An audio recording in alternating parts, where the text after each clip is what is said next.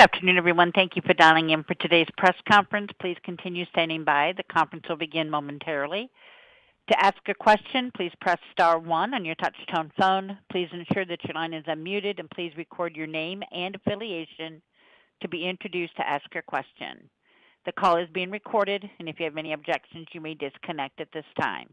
Please continue to stand by for today's press conference. We will begin momentarily.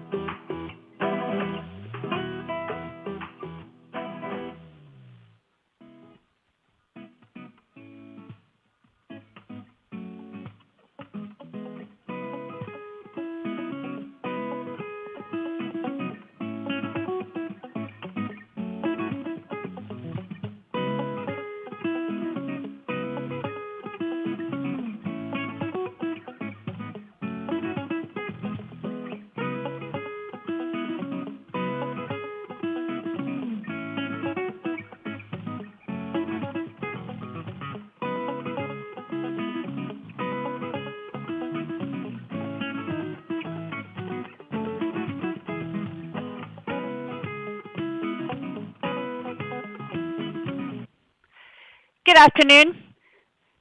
Welcome, everyone, to today's press conference. At this time, you are on listen only until the question and answer portion of our call, at which time you will be prompted to press star 1. Please ensure that your line is unmuted, and please record your name and affiliation to be introduced to ask your question.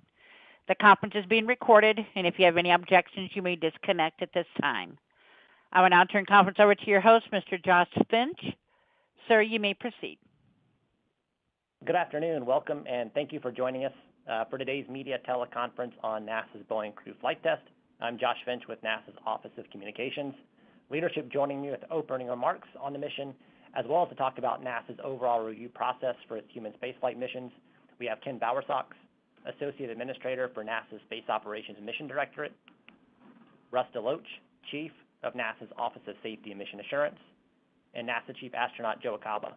Although not providing opening remarks, but here to answer questions, we have Joe Montalbano, Deputy Associate Administrator for NASA's Space Operations Mission Directorate, and Emily Nelson, Chief Flight Director of NASA's Flight Operations. We'll begin with opening comments from Ken.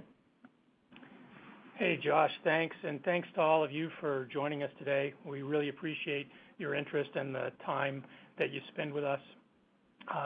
I want to set expectations first. We don't have any major announcements today, but we did want to spend some time with you going through our process for how we make flight readiness decisions, and to give you a little bit of status information.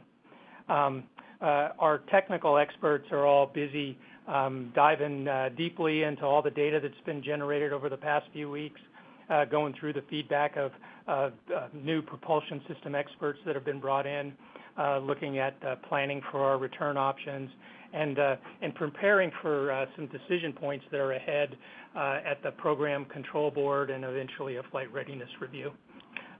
The way it works at NASA before a normal launch, we have a lot of readiness reviews at programs with our technical authorities, and the results of those reviews come to an agency board called the Flight Readiness Review. Typically, that's right before launch, where we bring in representatives from all of the related centers, the technical authorities, the programs, the NASA Engineering and Safety Center, Flight Operations. We get everybody together. We listen to the status of the mission, go through some special topics, and then we poll everybody at the end on whether or not they think we're ready to undertake the mission. At that point, typically we turn mission execution over to a flight control team for any time-critical operations, anything that can be handled with our flight rules. And we have a mission management team that we funnel all of our management inputs through to get information to the flight control team. If we have more time or an especially critical issue, we can go back and revisit some of that lower level program and organizational board process and come back to another flight readiness review. And in this case, we've got time, and it's a fairly major discussion to decide about whether or not we're going to have crew on board Starliner for return. So we're anticipating another flight readiness review meeting after the programs have had a chance to meet. The timing for those meetings, we're expecting that the data analysis will be ready for a program board middle to end of next week, and that would be ready for a flight readiness review around the end of next week, potentially beginning of the following week. We've got some flexibility there. I know everybody would like a date. We've got some working dates, but I know that we need to maintain that flexibility so that we make sure that we're ready for the meeting before we have it, right? We don't want to just come to the meeting before we've had a chance to process all the information. We've got time available before we bring Starliner home, and we want to use that time wisely. Right now, Butch and Sonny are well engaged on board the International Space Station. I know if I was in their position, I'd be really happy to be there, and I'd be happy to have the extra time. It's great to be there, enjoying the environment, eating that great space food, and being able to look out the window. So I know that they're making the best of this time, but I'm sure they're eager for a decision just like the rest of us, and when we have that, we will be sure to get together with the rest of you and share that information. And now I'd like to pass the microphone over to Russ.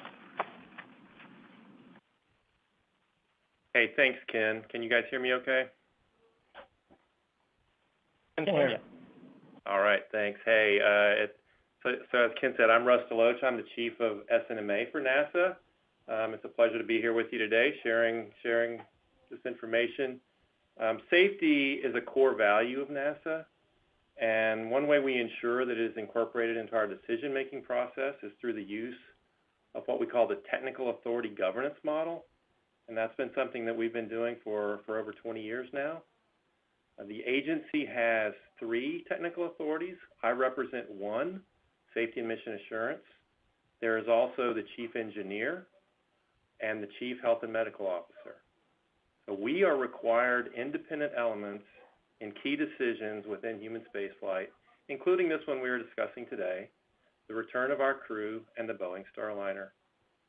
As the program works through the data and analysis with its provider, Boeing, the tech authorities have personnel embedded in these teams, gaining insight and providing inputs throughout. Ultimately, the program will reach its conclusion and bring a recommendation forward to an agency-level review chaired by Ken, with the 3 technical authorities part of the go, no-go poll that Ken will do. And our positions will be informed by the engagement of our people throughout this effort. It is also the role of the tech authorities to ensure that views and perspectives of our diverse workforce are able to be expressed and appropriately considered. This robust exchange of viewpoints is a necessary aspect of a healthy safety culture important to the success of human spaceflight. I see that this is occurring, as it should, as we work through this issue. I've been very impressed with the NASA and Boeing teams working this. They have been at this very hard for a very long time, very dedicated to get to the right answer, whatever that might be. And I am confident that our process is moving to a good decision for the right path to get both Starliner and her crew home. And now I'll turn it over to Joe Acaba, Chief of the Crew Office, for his opening remarks. Thanks, Russ. Good afternoon. Thank you for joining us today, and thank you for your interest in our agency's crew flight test. I do want to emphasize the test flight aspect of this mission. As astronauts, we embark on missions fully aware of the various scenarios and outcomes that may become our realities. We undergo rigorous training to prepare both mentally and physically for the challenges that may arise during any given mission. This mission is a test flight, and as Butch and Sunny expressed ahead of their launch, they knew this mission might not be perfect. Human spaceflight is inherently risky, and as astronauts, we accept that as part of the job. Right now, the agency has taken the time to ensure we are not putting the crew at a higher risk than is necessary.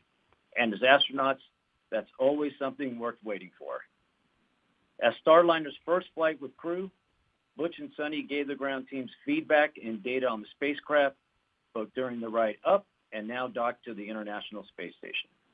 That added human element continues to be extremely helpful for our teams on the ground. Butch and Sunny have also contributed to countless hours of science and research, which I know our ISS program is very thankful for. As most of you know, Butch and Sunny are very familiar with life aboard the space station. This is their third station mission for both of them. I do want to put this into perspective. If Butch and Sunny do not come home on Starliner and they are kept aboard the station, they will have about 8 months on orbit. We have done multiple successful long-duration missions, even up to a year. Those missions have given us volumes of data about the effects of long-duration spaceflight that we continue to use in space exploration. As I assign crew members to a flight and before they launch, we discuss nominal and potential off-nominal mission durations. They are always prepared. We are lucky to be in a time in human spaceflight where we have regular resupply missions, enabling the crews aboard the station to receive any extra supplies they may need, and where an 8-month mission falls within our standard long-duration mission timeframe. I've talked to Butch and Sunny a number of times throughout their stay, and they continue to be committed to the mission.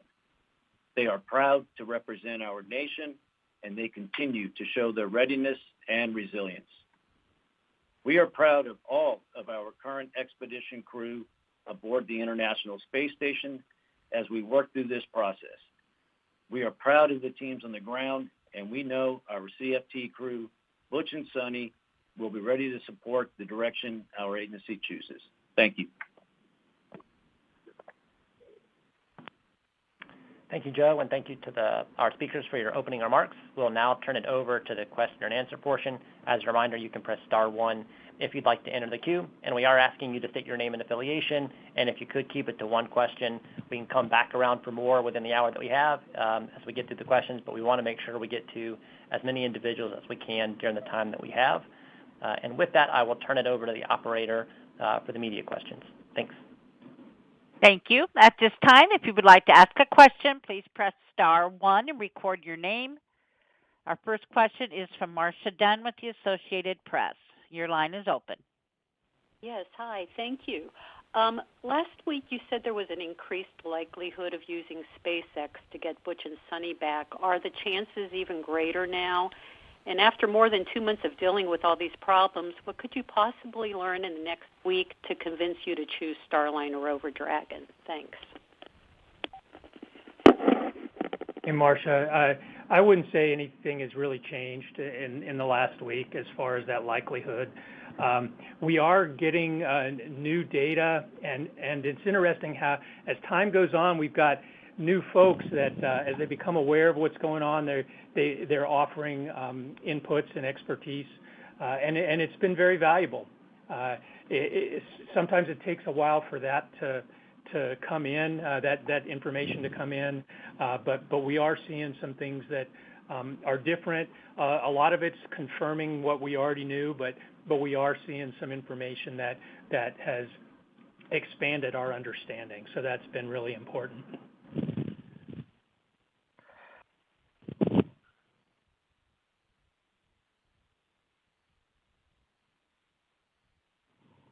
Thank you. Our next question is from Bill Harwood with CBS News. Your line is open. Thank you. I think this is for Russ DeLoach or maybe Ken. If the Starliner comes down without a crew on board, and even if it's a fully automated, successful reentry, it goes well, you get the craft back, does that qualify as a loss of mission from a mishap reporting standpoint? I was looking through the guidelines this week, and it appears that would be classified as a top-tier Type A mishap. At least that's how I read the webpage. Is that correct? And if so, what would that mean in terms of post-flight investigation, corrective action, costs, et cetera? I'll let Russ talk the details. All I'll say is whether it's classified as a mishap or not, we will do a very in-depth analysis of the mission, right, just because it was a flight test. But as far as the technicalities of what we call that investigation, I'll pass that to Russ. Yeah, and Bill, that's interesting you asked that, because that came up actually a couple weeks ago inside my team, and we talked to the agency mishap program manager, and as well as with the commercial crew program folks, and our conclusion was that by the program's mishap plan, if we, NASA, at this point, kind of intervene and make the call to kind of change the mission, that the crew would ride home on something other than Starliner, that we don't necessarily need to consider that a NASA mishap. As Ken said, we're still going to do all the investigation to understand, even where we got today. But right now, the view inside the NASA mishap program community is that does not necessarily mean that we have to label that a mishap. Now, a mishap could still occur later if for some reason there's some event that happens when Starliner is flying uncrewed home. But just the fact that if NASA steps in and says, hey, we now want our crew to fly home on another vehicle, that in itself shouldn't be classified as a mishap. But taking the crew off, wouldn't that be a mission failure in this context? I think my view is that it's really within Ken and Steve's purview to sort of define what the mission is, and if they decide to redefine it that way, I think that's something that they could consider. Okay, thanks. And because it's a test mission, I think we have a little more flexibility there, Bill. Thank you. Thank you. Our next question is from Kristen Fisher with CNN. Your line is open. Hi, thank you guys so much for holding another press conference. Really appreciate it. Two things, I believe they are for Ken. First, in previous news conferences, you all have said that Starliner, no matter what, whether or not it brings Butch and Sunny back to Earth, that it is still safe in an emergency situation. Is that still the case? And then my second question is just the timing of this decision making in terms of last week you all said you needed to make a decision by mid-August. Now it looks like we're pushing it back to end of August. Is there a hard deadline on when you all have to make a decision by, or an updated deadline, given the fact that there are so many different constraints with time, specifically the batteries needing to be recharged and whatnot. What is that drop dead time frame for when you all have to make this decision by? Thank you.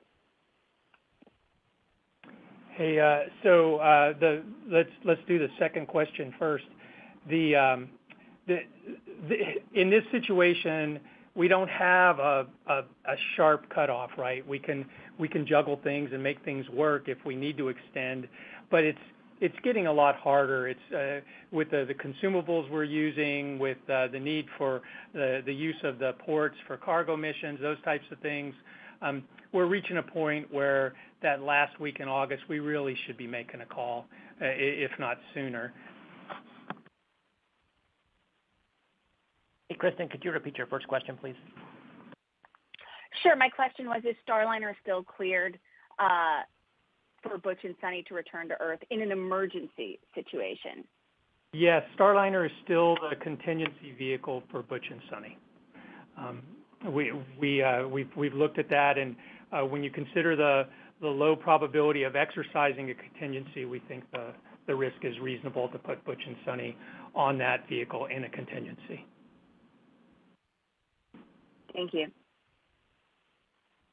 Thank you. Our next question is from Joy Roulette with Reuters. Your line is open.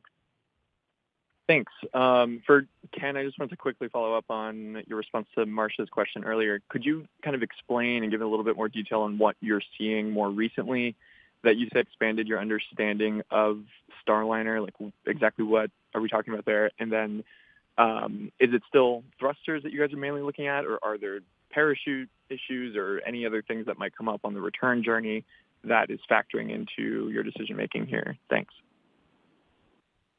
The main thing we're looking at is the propulsion system, and the kind of information we're getting is there's a lot of folks out there that have worked with similar thrusters and have seen similar issues, and so we've gotten feedback on what we're seeing, and a lot of it is confirming what we thought was causing the signatures that we were observing on orbit. You know, it's really tough when you don't have the actual hardware to look at, right, when it's up in space. So we brought in folks from our robotic spaceflight community at Glenn and at the Goddard Space Flight Center at JPL. They're used to analyzing propulsion systems when spacecraft are millions of miles away, and they provided some useful input to us.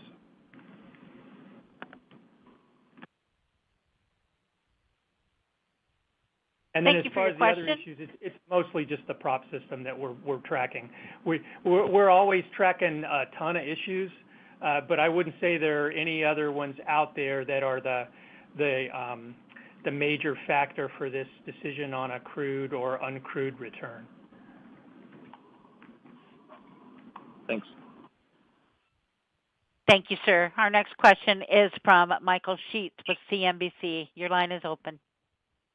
Hi, everybody. This is Michael Sheets with CNBC. I have a question for Russ. I was, like Bill, earlier reviewing some of the old commercial crew documents. I saw the acceptable loss of crew failure rate is 1 in 270. I believe that's still current for the commercial crew program. I know that things are changing and that you guys are getting new data in, but Russ, where is the current calculation for a loss of crew probability based off the information that you have right now? Thank you. Yeah, Michael, to the best of my knowledge, that analysis has not been updated, as part of this mission operation.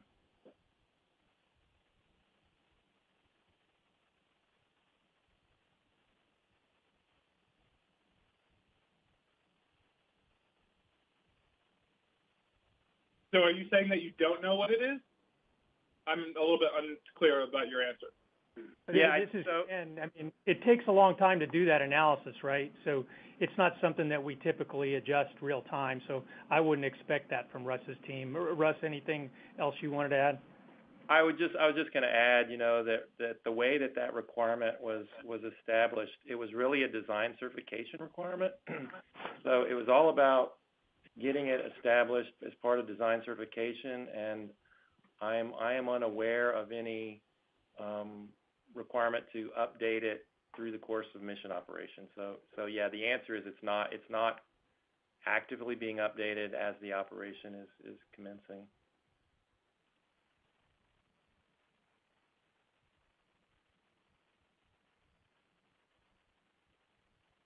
Thank you. Our next question is from Micah Maidenberg with the Wall Street Journal. Your line is open.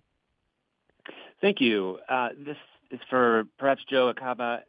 Has Butch and Sonny specifically been asked about whether they would do the nominal Starliner return, given the data that has been collected and the understanding of risk?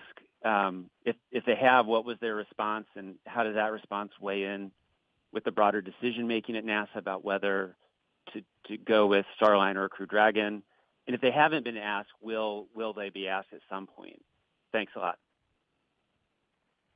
Yeah, so I've spoken, like I said, quite a bit with Butch and Sonny. They are receiving a lot of information that we are reviewing here on the ground. I do ask for their opinion, but when I talk to them, they are relying on us on the ground to analyze the data and to come up with a decision. And they will do what we ask them to do, and that's their job as astronauts. Okay, so they've never stated a preference or view about the nominal return plan, or? Yeah, I would just say this is not really a preference thing. They are going to wait for us to analyze the data and to come up with a decision. And again, they will do what we ask them to do. Thanks. Thank you. Our next question is from Lauren Grush with Bloomberg. Your line is open. Hi, thank you so much. During the last press conference, you mentioned you had pulled in propulsion experts from various NASA centers to help. I'm curious if you can just kind of illustrate how many people and teams you have working on this decision right now. Well, we basically set up a separate team led by the head of engineering at Johnson Space Center. And I'd say that team was roughly 10 people. There were 6 folks from the centers that I mentioned earlier that do robotic space flight, plus specialists from Marshall, Johnson Space Center, Kennedy Space Center. So we brought in a bunch of folks from around the agency and took sort of a focused look led by a different person to come up with whatever conclusions they could from looking at the data. But they didn't generate new data, right? They looked at our existing data. Thank you. Our next question is from Kenneth Chang with the New York Times. Your line is open. Great, thank you. This is for Mr. DeLoach and Mr. Acaba, probably for Ken Bowersox too. Could you talk about how you think about acceptable risk when, as Joe said, everything astronauts do in space is inherently risky? I know this is complicated because of the uncertainties and you haven't calculated numbers for this mission, but if you thought Starliner was likely to fail during the return, you would have made your decision and be well into the Crew Dragon preparation. I suspect even the odds for loss of crew are 1 in 10. That is, if there was a 90% chance that Sonny and Butch would return safely on Starliner, you go, whoa, that risk is too high. But if the odds were 1 in 100, maybe that would be acceptable because that'd be safer than the space shuttles were. So what do you accept as acceptable risk, and how will you make that call when you cannot know for certain how it will turn out? Thank you.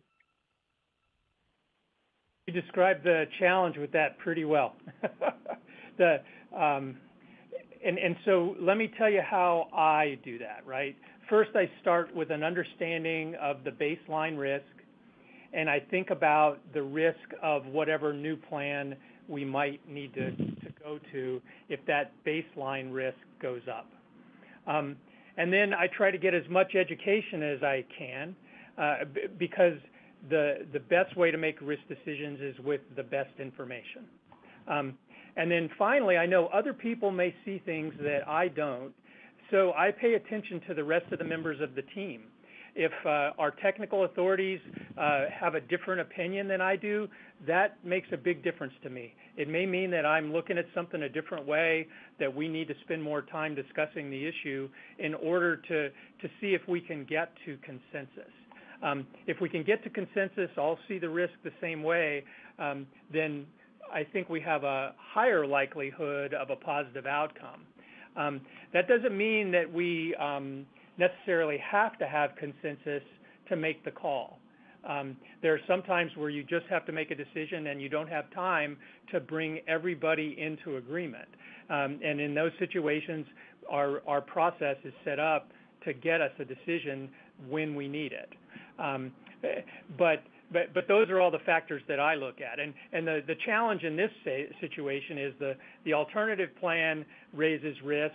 We've got increased risk on the baseline plan, and we always knew that a test flight potentially was a bit higher risk than return with a vehicle that has a lot of flights under its belt. So those are the things that we're working back and forth and trying to work together as a team. Russ or Joe, anything you want to add on your approach and thoughts on risk management? No, I agree that the question is exactly the crux of the matter, and why it's really taken some time to work through this and getting experts together, because we don't have enough insight and data to make some sort of simple black and white calculation says this is what you should do or not do. And I think that's why we bring a series of experts in from different backgrounds, gives just different perspectives, and that means there is different opinions. I mean, there's a lot of engineering judgment that goes into this, looking at the anomalies and trying to bound the cases of what could be going on and what's potentially the worst case. And if the worst case happens, what are the potential consequences?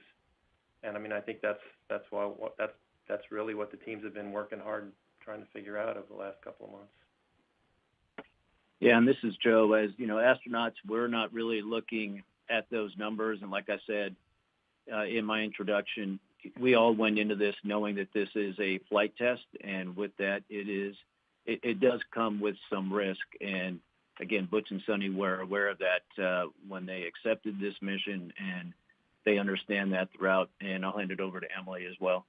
Yeah, once we get in flight, it's not always useful to try to put a succinct number on the risk that you're trying to weigh, because you're going to fool yourself if you think you can measure it that closely. That's, as Russ pointed out earlier, that's more of a certification. That's a pre-flight method of assessing risk. Once we're in flight, we can use some numbers to try and gauge where we think the risk is, but honestly, you're then trying to measure with a ruler and cut with a chainsaw. So we have to look a little more holistically at all of the information that we have available. It's really valuable to get experts who have a totally different perspective to come in and look at the data that we've pulled together as we try to understand what it is we may not understand. Like we have a lot of confidence in this spacecraft, and we're trying to make sure that we fully understand the unknowns before we make a final decision. And luckily, the space station provides us the capability to take our time and understand that as best as we can.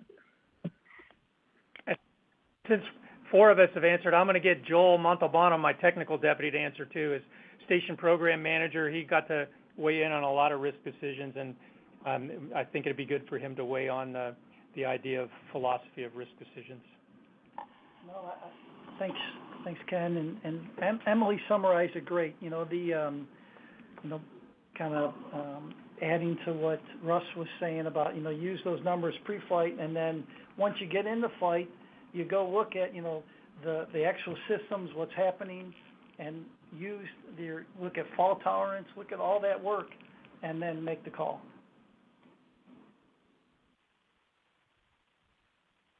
Thank you for your question. Our next question comes from Jeff Brumfield with the National Public Radio. Your line is open. Thank you very much. My question is, first of all, you mentioned you're doing this readiness review. I was wondering how often this happens mid-mission like this. When was the last time you had to do one of these midway through a mission? And then secondly, I know you've said this before, you'll probably have to say it a lot again, but what is the primary concern here about bringing them back on Starliner at the moment based on the data you have? Thank you.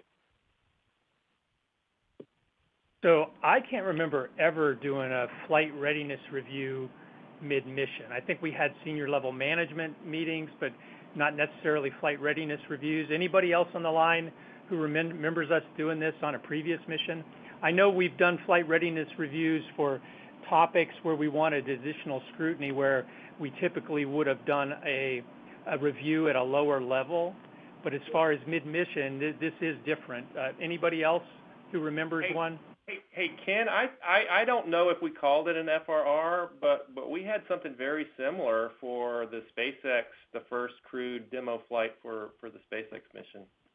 Yeah, this is Emily. I was going to note that whether you call it a flight readiness review or just a readiness review, before each major milestone, especially on a test flight, we will execute a thorough readiness review. We don't always pull in agency leadership for those conversations specifically, but we certainly review our readiness before each dynamic milestone.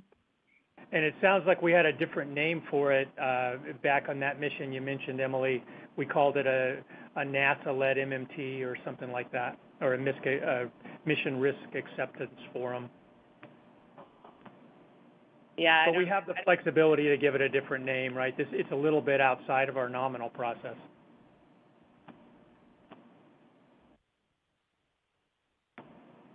Thank you. Our next question is from Mark Carew with Aviation Week and Space Technology. Your line is open, sir. Yes, thank you very much. I have kind of a two-part question. Is any assessment going on about bringing Butch and Sonny back on the Crew 8 mission, adding them to the 4 coming back? And is there anything that could be done to keep the service module on Starliner? I know it gets ejected when you re-enter. I just wondered if there's anything you could do, spacewalk or software wise, to try to get that back. Thank you. That sounds like a good question for Joel or Emily. I would say at this time we're not looking at Crew 8.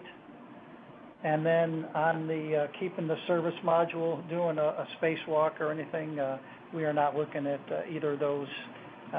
Just the way the system is designed, right now we just don't get this hardware back, and there's not much we can do in real time. So I would say no to both of those. And just for context, the engines and the piece parts that we're looking at most closely are all pretty small, so that's not really EVA-able, if I can create a new word.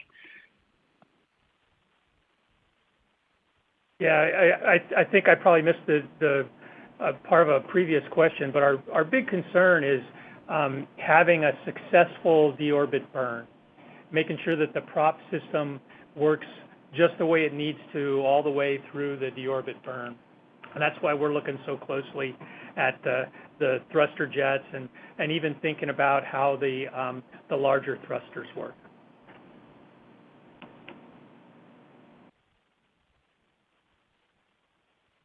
Thank you for your question. Our next question comes from Jeff Faust with Space News. Your line is open. Good afternoon. A question for Ken or anyone else who wants to weigh in. What data or analysis do you expect to see or hope to see between now and the end of next week to inform that upcoming flight readiness review? Basically, what do you expect to learn in the next week and a half to enable you to make a decision on Starliner? Thanks. The major piece of analysis that we're waiting for is a kind of a detailed 3D model of the system inside the valve to see if we can model the effects. That'll feed into the program boards and discussions. They'll go through all the data they've gotten so far, and then the program will make a recommendation. Our tech authorities, some of the other organizations may want to have their own reviews, and then if they're not satisfied with the work at the control board, and then that would bring a recommendation from the control board forward to that management level review.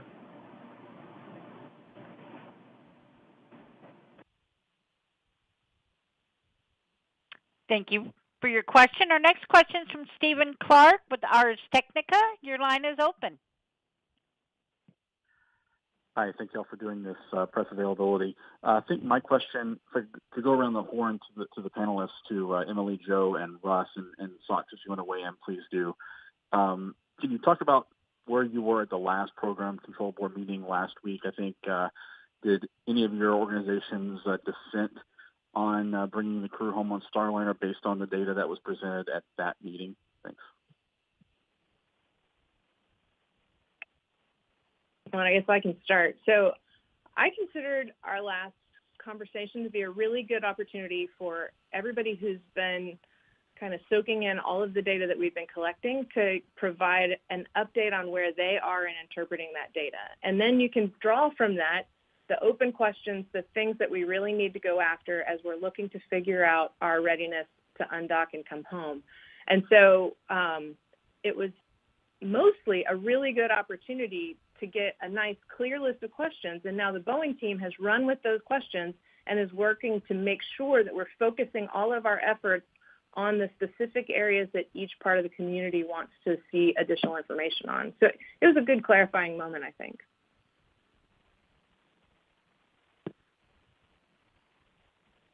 Thank you. And our next question is from Will Robinson Smith with Space Flight Now. Your line is open. Yes, thanks for taking the time to answer our questions today. Want to follow up on a question from my colleague Stephen Young last week regarding if Starliner comes back uncrewed, sort of what happens then. Was any specific equipment, in particular SpaceX flight suits, sent up on the recent Cygnus flight for Butch and Sunny? And sort of couched within that, once Starliner undocks and in sort of in preparation for Crew 9 to launch the space station, in that interim period, how would the Crew 8 Dragon be used as a lifeboat for Butch and Sunny? Like, do they have any special equipment for them to be able to do that in an emergency situation, or could they modify their current Boeing flight suits to be able to work with the Dragon on station in that scenario? Clarification would be great. Thanks. That sounds like a good Joel or Emily question. I would tell you that from a suit standpoint, they're really not interchangeable. You can't have a Boeing suit and a SpaceX or a SpaceX suit and a Boeing vehicle, and so that would not be the plan. For contingencies, I think you were asking for contingencies.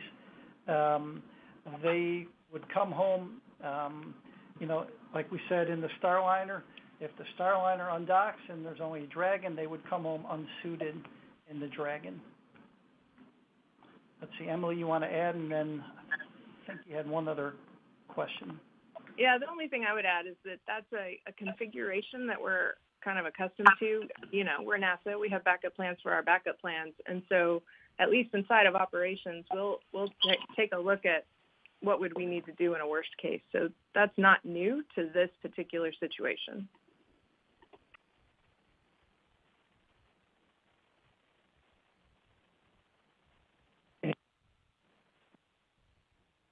Thank you. Our next question will be from Josh Dinner with space.com. Your line is open.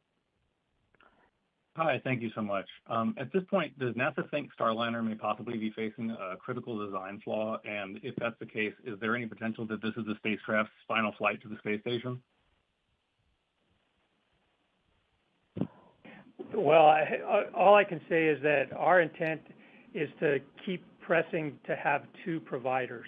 We've got two very good companies, and we want to develop two strong and capable spacecraft.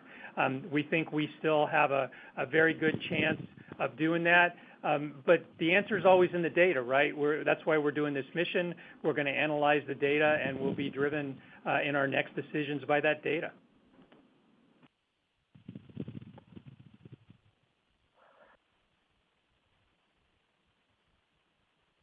Thank you for your question. Our next question is from Tim Fernhold with Space Load Space. Your line is open. Hello, everyone. This is Tim Fernhold for Payload Space. First question, I just wanted to follow up on what Stephen asked because it didn't get answered. Did anybody dissent during the program control board meeting last week? And can you say who that was? And then I was curious myself how the flight readiness review interacts with the agency level review that's going on. I guess, Ken, you are the decider, but you mentioned last week it could get kicked to Jim Free or Administrator Nelson. Can you talk about what scenarios would lead to decisions going from the Flight Readiness Review Board to you, to Jim, to Administrator Nelson? Thank you. Yeah, so let me start off talking about the PCB a little bit.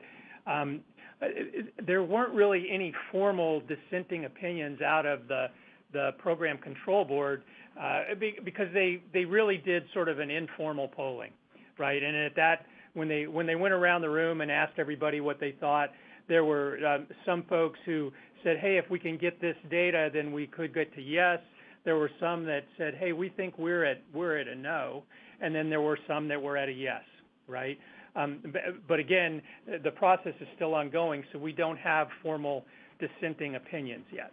The flight readiness review that I keep talking about is an agency flight readiness review. There can be lower organizational flight readiness reviews that come together prior to that agency review.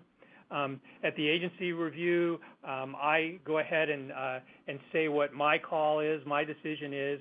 At that point, we could have a persistent dissenting opinion. It could come up after a PCB and then be raised at the flight readiness review. It could be elevated beyond that agency flight readiness review, and then it would go to Jim Free. At that point, all of our authority is delegated from the administrator. So in this case, the administrator could decide that he wants to weigh in on the discussion too, or he could decide that he's going to allow Jim or my decision to stand. That's my simple description. And Russ knows a lot more about the process. Russ, anything you want to correct me on? If I got it wrong, go ahead. No, I think you're exactly right. And I mean, I don't want to sound like, we're doing technicalities here, or legalese engineering, but you're right. I mean, a formal dissent happens, when a decision is made, and this was, I would call it, sort of pre-decisional polling about where people stood. And I will tell you how I took the question that I heard. It really was, do you feel like you have all the data you would need now to make a good decision? And to me, most people were at, no, we need a little more work, and that's why we're continuing to work it. There was a few people that seemed to already be there, but I felt like most of the people were, no, I think we need to do a little more work to get us to a place where we can make a good decision. So that's how I took it. So I didn't hear those as dissents. It was, yeah, we need to pursue more data if we can. Thank you for your question. Our next question is from Morgan McFall Johnson with Business Insider. Your line is open. You've mentioned a couple times, of course, that there are risks with both options. Can you explain what specifically are the risks with the alternative plan, bringing them back on Crew Dragon? Are you just referring to the extra months of radiation exposure, or are there other safety or health risks that you're considering? Thanks. So we can let other folks weigh in on this. The type of risks that I see if we go with the uncrewed return for Starliner is, as you mentioned, there's additional radiation for Butch and Sunny. There's additional time on orbit. There is the contingency question. If we use the Dragon as the contingency vehicle for Butch and Sunny, Joel mentioned that they would have to execute a contingency without suits. There are some of our contingency situations that require suits, right? So we don't have full protection in those situations. So those are the types of things that raise the risk level and complicate our decision process.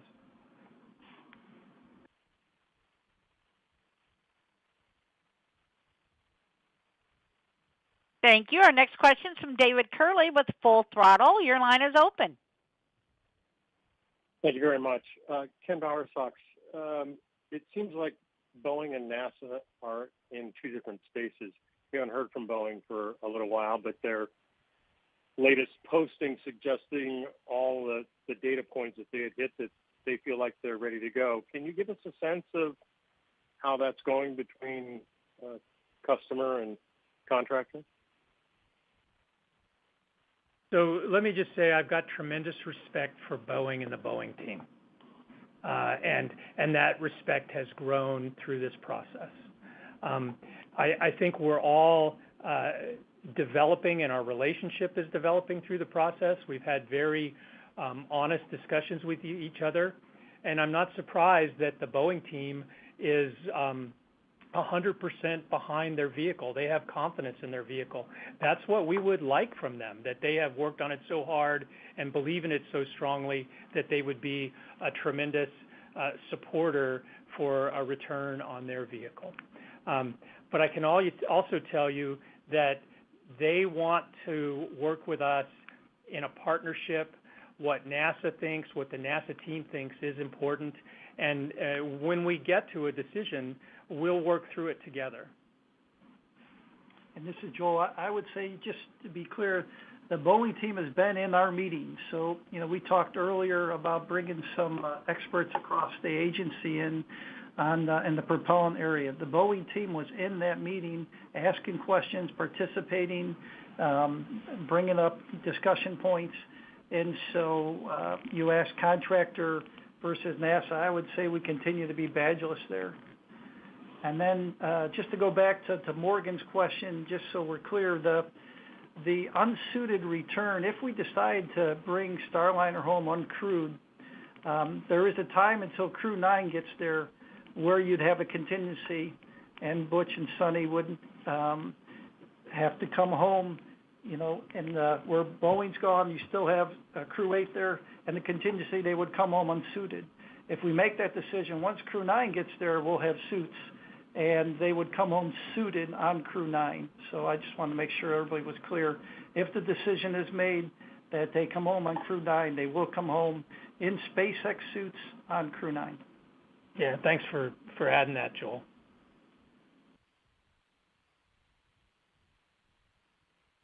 Thank you. Our next question will come from Marcia Smith with SpacePolicyOnline.com. Your line is open. Thank you so much for taking my question. I think it's mostly for Ken, but also for Russ. And I'm just wondering if both of you could think back to the time of Columbia, and I'm sure there are folks there still from the time of Challenger, and talk about how this process has evolved from what happened with those tragedies. How do you see all of this playing out differently than it might have played out in the past? So go ahead, Russ. You want to go first? Yeah, I'll start and then pass it over to you. I really do feel like two things that I feel like I'll point to, and one of them is kind of how I started. We did not have the governance structure that we have today with the technical authorities. So at that time, the program managers pretty much had near unilateral decision making. And so if there were views that maybe a path we were taking was not correct, there was really no strong additional authority to step in and say, wait a minute. And then I think the other thing is, and I'll say for me personally, I've been very hyper-focused lately on this concept of combating organizational silence. If you look at both, unfortunately, Challenger and Columbia, there you could see cases where people had the right data or a valid position to put forward, but the environment just didn't allow it. And I think we've worked a lot harder these days in sensitizing everyone to making sure that we have the right environment for people with different positions can bring them forward. I recognize that may mean at times we don't move very fast because we're getting everything out, and I think you can kind of see that at play here, where I think some people were like, hey, let's get on with it. But it really is part of that lesson that we learned is you need to have equivalent technical authorities outside of the program, and we need to be very careful to make sure that everybody's everybody's perspective is shared. So Ken, over to you. Yeah, and I was going to say that back around Columbia, we had an input from safety, we had inputs from engineering, we had dissenting opinion process, but it wasn't really called that. I mean, back then we had this thing called the NASA Safety Reporting System, and if you saw something that wasn't good, you were supposed to bring it up, and something could get elevated right away. But what our current process does is it raises the volume on those inputs from the tech authorities, from the safety folks, the engineering folks, from flight crew, the centers, and it gives us a formal way to encourage and to analyze and make a decision on dissenting opinions. So there's still one point where it all comes together, right? And that's up at the top. This gives that person at the top a chance to get the best information when the decision's made.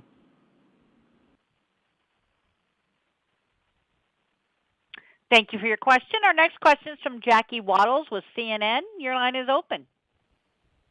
Hi, folks. Thanks so much for doing this press conference. Kind of a follow-up to the thought you were just mentioning. So these outside experts that were brought in from, Glenn Goddard or JPL, you mentioned that they brought their own expertise related to thrusters like this. Does that mean they specifically had seen, similar Teflon bulge and overheating issues like this? And, what specific missions or experience did they bring? Just kind of want to know more specifics about what these experts said that, gave more pause to the idea of just bringing Butch and Sunny home on Starliner. Thanks. Well, I think what they added was just expertise on different systems, a lot of different systems, and on the basic physical mechanisms that are causing what we're seeing on orbit. I think our team had already come to a lot of these conclusions, but the new team very quickly was able to come in and show that our team was on what we think is the right track as they analyzed it. And they made a lot of recommendations for how we could proceed in the future after the mission's over. I think that's useful, and we're going to try to keep those folks engaged as we move forward with both the return and after we have Starliner back on Earth. Anybody else want to add their perceptions of how the external group helped us? This is Emily. One of the things that I've noted was there were a few details about kind of the down and in. You mentioned the Teflon poppet and kind of the physics of what we're seeing in there.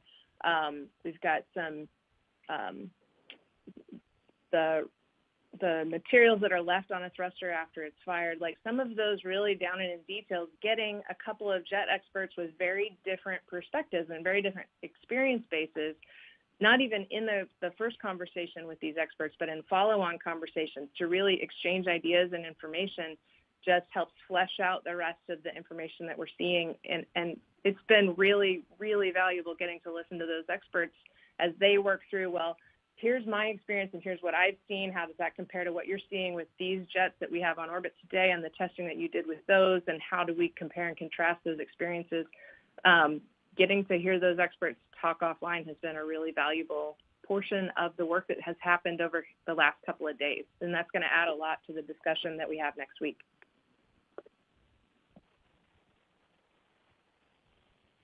Thank you for your question. Our next question is from Carla Hall with the Los Angeles Times. Your line is open.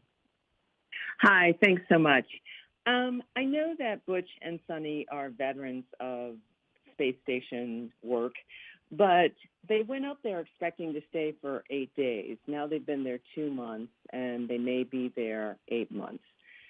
How are they dealing with that? And what are they thinking about all that? And also, how are they spending all these extra days there?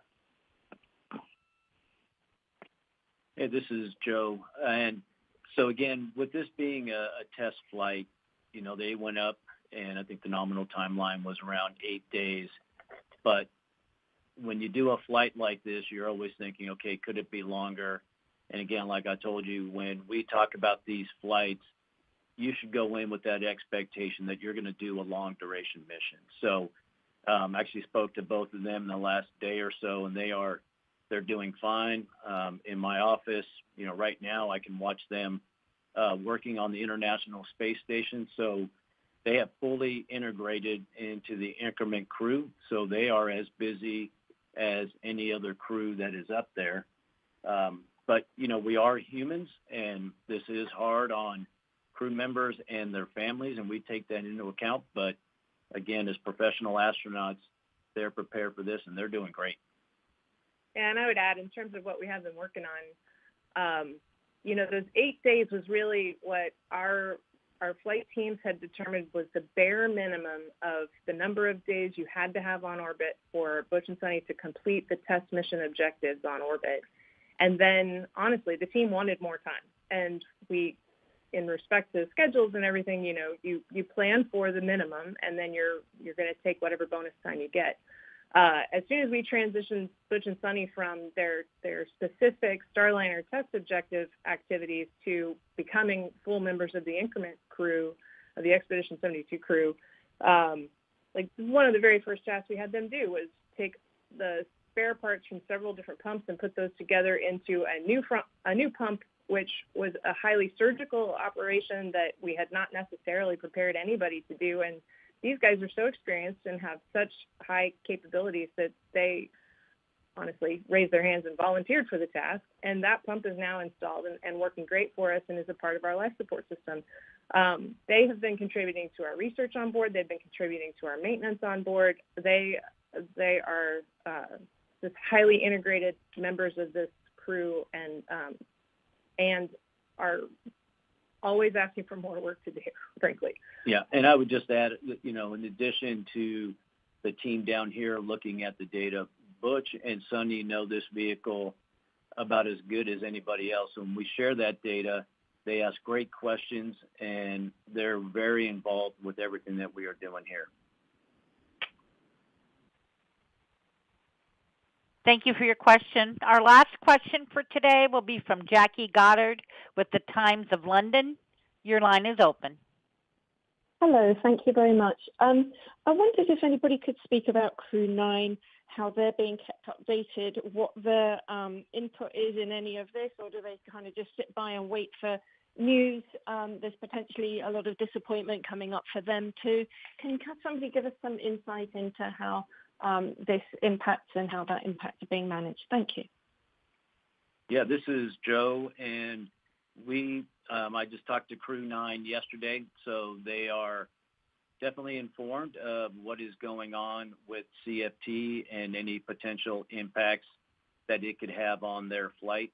We've moved their launch date from the August timeframe into September, and I think I've said it a few times, but it's kind of part of our jobs, and we realize that launch dates may slip, launch or mission durations may change real time. So again, as professionals, they're doing great. We are all concerned for our crew that is on orbit, and they are willing to do whatever it takes to support those crew members.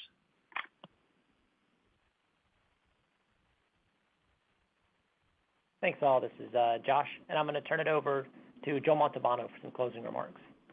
Hey, first of all, thank you everyone for your interest. Thank you for your time. Great questions today. We will continue keeping you updated on the mission.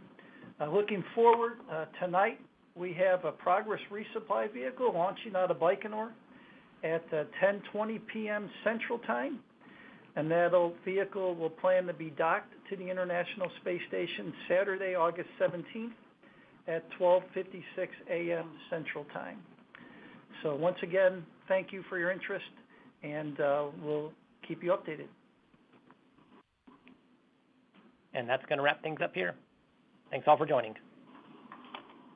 This does conclude today's conference call. We thank you all for participating. You may now disconnect and have a great rest of your day.